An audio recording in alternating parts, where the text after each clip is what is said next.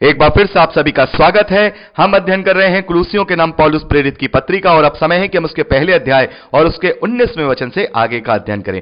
यहां पर पौलुस लिखते हैं, क्योंकि पिता की प्रसन्नता इसी में है कि उसमें सारी परिपूर्णता वास करे। यहां पर पौलुस कह रहे हैं कि परमेश्वर की प्रसन्नता, परमेश्वर की इच्छा इसी में है कि उसमें यानी प्रभु यीशु मसीह में सारी परिपूर्णता वास करे। तो मेरे प्यारे भाई बहनों, यहां पर इस एक वचन से हमें बहुत सारी चीजें समझने को मिलती हैं। जैसा कि बहुत बार हमारे मनों में ये सवाल आते हैं कि जो पिता, पुत्र और पवित्र आत्मा है, ये तीनों एक परमेश्वर है, त्रिएक परमेश्वर है, तो फिर पुत्र कौन है? पुत्र किसे कहा गया? पिता क्या है? तो जैसा मैं आप लोगों को समझा चुका हूं कि जो वो देह है जो कुंवारी मरियम से इस धरती पर उस सामर्थ के द्वारा उत्पन्न हुई है, जिसका जो पर्सनैलिटी है, जिसका जो कैरेक्टर है, वो परमेश्वर का वचन है, यानी प्रभु यीशु मसीह है। तो वो जो देह है वो मानव शरीर की देह है और वो देह निष्कलंक है, लेकिन वो देह एक मानव से ही उत्पन्न हो रही है, कुंवारी मरियम से उत्पन्न हो रही है। उसमें लहू है, उसमें मांस है, उसमें हड्डी है और वो एक संसारिक मानव शरीर है जिसमें उसे भूख भी लगती है, उसे प्यास भी लगती है। मानव शरीर की तरह वो दुर्बल भी है और उसको क्रूस पर लटका के लोगों ने मार भी दिया है और वो फिर से उस सामर्थ के द्वारा वो जीवित भी हुआ। ये परमेश्वर का सामर्थ था। लेकिन वो देह जो है एक मनुष्य का देह है और उस देह को ही परमेश्वर ने, ये उसकी इच्छा थी कि उस देह के द्वारा ही वो मानव जाति का उद्धार करे और मेरा और आपका भी जो उद्धार है वो मानव जाति का जो उद्धार है उसी देह के द्वारा हुआ है। परमेश्वर ना कभी मर सकता है, ना ही कोई परमेश्वर को मार सकता है, लेकिन वो देह मेरे और आपके लिए तोड़ा गया, वो देह मेरे और आपके लिए क्रूस पर चढ़ गया, वो देह मेरे और आपके लिए मृत्यु को प्राप्त हो गया और वो ही देह तीसरे दिन मुर्दों में से जी उठा और मृत्यु को हरा दिया और वो ही देह वापस लौट के आएगा और इस पृथ्वी पर वो 1000 साल का राज्य करेगा। तो मेरे प्यारे भाई बहनों, यहां पर हम देखते हैं कि जो देह है वो उसको सारी परिपूर्णता दी गई, क्योंकि उसी के द्वारा मानव जाति का उद्धार हुआ है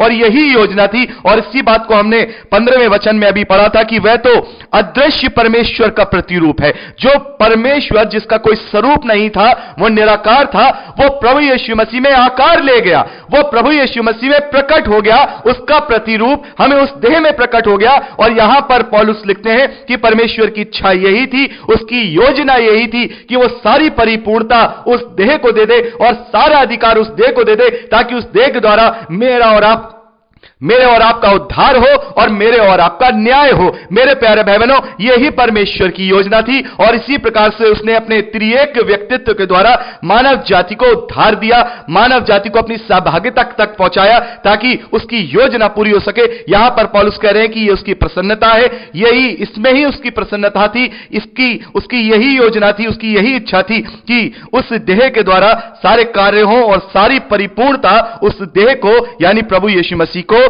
दे दी जाए। यहां पर 20वें वचन में पौलुस लिखते हैं, और उसके क्रूस पर बहे हुए लहू के द्वारा मेल मिलाप करके सब वस्तुओं का उसके द्वारा से अपने साथ मेल कर ले, चाहे वे पृथ्वी पर की हो चाहे स्वर्ग की हो। तो मेरे प्यारे भाई बहनों, यह बहुत ही अद्भुत योजना है कि प्रभु यीशु मसीह के लहू के द्वारा हम जो मानव जाति है वो तो परमेश्वर से मेल करते हैं, बल्कि यह सृष्टि भी उद्धार को प्राप्त करती है। सृष्टि भी हमने पढ़ा था रोमियो की पत्री उसका 8वां अध्याय उसके 21वें वचन में कि सृष्टि भी उसकी बाट जोती है। और उत्पत्ति की पुस्तक 3रा अध्याय 17वें वचन में देखते हैं कि जब जो आदम है उसने जब परमेश्वर के विरोध में कार्य किया तो परमेश्वर ने कहा, यह भूमि तेरे कारण श्रापित है, क्योंकि इस भूमि को मैंने अलग तरीके के लिए रखा था, लेकिन तुझे यहां पर मैं भेज रहा हूं और यह तेरे कारण यह भूमि श्रापित है। तो यह सारी सृष्टि, चाहे वो स्वर्ग में हो, चाहे इस पृथ्वी पर हो, चाहे वो मानव जाति हो, यह परमेश्वर की योजना है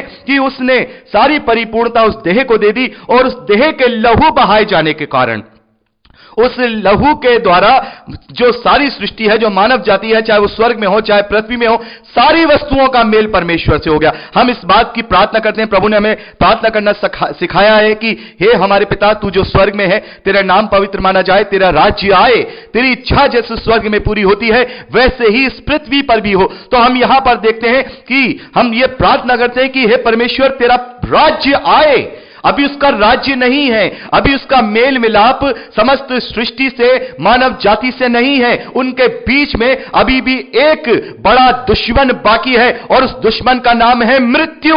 उस दुश्मन का नाम है वो शैतान, जिसको नेस्तनाबूद करने वो प्रभु यीशु मसीह धरती पर आएगा। और इस बात को हमने पहला कुरिन्थियों उसके 15वें अध्याय उसके 23वें वचन से आगे पढ़ी है कि परमेश्वर ने उसे सारा अधिकार सब कुछ उसे दे दिया ताकि वो उसके लिए सब कुछ उसके कार्य को पूरा करके उसके अधीनता में ले आए। और जब इस देह का कार्य पूरा हो जाएगा तो ये देह भी स्वयं अपने आप को पिता के अधीन कर देगा। तो मेरे प्यारे भाई बहनों, ये सब परमेश्वर के मेल मिलाप के लिए है कि जो उसका योजना थी, जो उसका जो निजाम था, वो वैसा ही हो जाए। और ये कैसे होगा?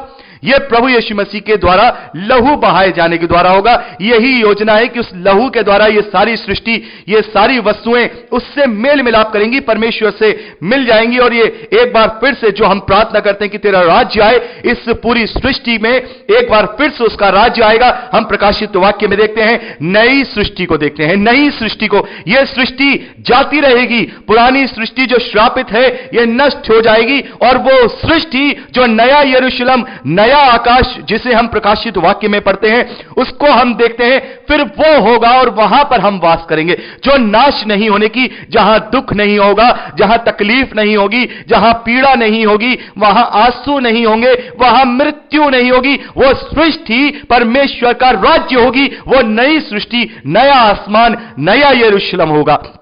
तो मेरे प्यारे भाई बहनों, जिस प्रकार से हम अपने उद्धार की बाट जो रहे हैं, वैसे ही यह सृष्टि भी उस अनंत काल के जीवन की बाट जो रही है। आज हम देखते हैं यह सृष्टि है, यह सृष्टि की सभी वस्तुएं नाशवान हैं, सारी चीजें नाश होती हैं, सब चीजों का नाश होता है। और चाहे वो जानवर हो, चाहे वो पेड़ पौधे हो, चाहे वो कोई भी चीज हो, सब बनते हैं, बिगड़ते हैं, बनते हैं, बिगड़ते हैं। लेकिन जो नई सृष्टि, नया आकाश, नया मनुष्य जो स्वर्गीय स्वरूप में होगा, वो नाशवान नहीं होगा, वो अविनाशी होगा।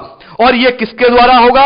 यहां पर पौलुस कह रहे हैं कि यह परमेश्वर की इच्छा और प्रसन्नता इसी में थी कि वो सारी परिपूर्णता उस देह को दे दे, उस देह में वास करे और उस देह के लहू बहाए जाने के द्वारा, उस लहू के द्वारा परमेश्वर से सबका मेल मिलाप हो जाए, परमेश्वर से सब मेल कर लें, चाहे वो उस धरती की वस्तुएं हो, चाहे वो स्वर्ग की हो, चाहे वो मनुष्य हो, सब प्रभु यीशु मसीह के लहू में होकर के परमेश्वर से मेल कर लें। तो मेरे प्यारे भाई बहनों, पर प्रभु यीशु मसीह के लहू की कीमत को हमें समझना होगा।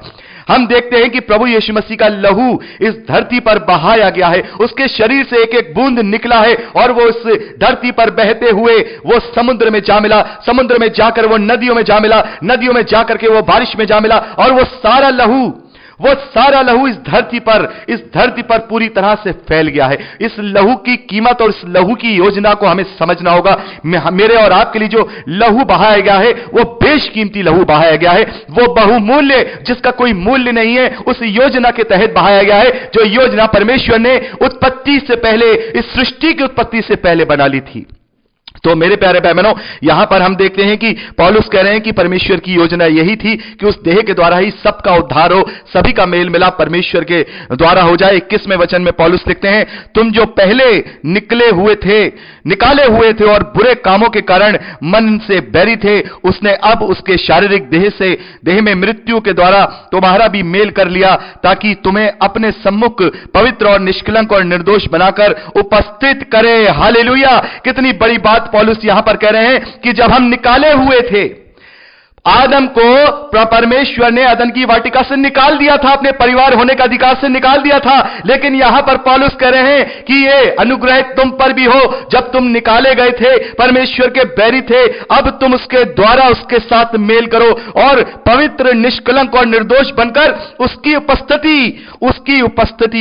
उपस्थिति करे, बनाकर, निर्दोष बनाकर उपस्थित करे अपने आप को। हम प्रभु यीशु मसीह में निष्कलंक और निर्दोष बनाकर परमेश्वर के सामने उपस्थित करें, दोबारा से हम उससे जगह को हासिल करें जो आदम के द्वारा वो जगह हमसे छूट गई थी, वो मुकाम जो आदम के द्वारा छूट गया था, वो परमेश्वर जो आदम के साथ अपने परिवार को बनाना चाहता था, अब वो परिवार वापस से मिल सके और हम सब प्रभु यीशु मसीह में होकर परमेश्वर के साथ रहें, उसके साथ सहभागिता करें। 23वें वचन में पौलुस लिखते हैं, यदि तुम विश्वास की नींव पर दृढ़ बने रहो और उस सुसमाचार की आशा को जिससे तुमने सुना है ना छोड़ो, जिसका प्रचार आकाश के पक्षी, आकाश के नीचे की सारी सृष्टि में किया गया और जिसका मैं पौलुस सेवक बना। हालेलुया।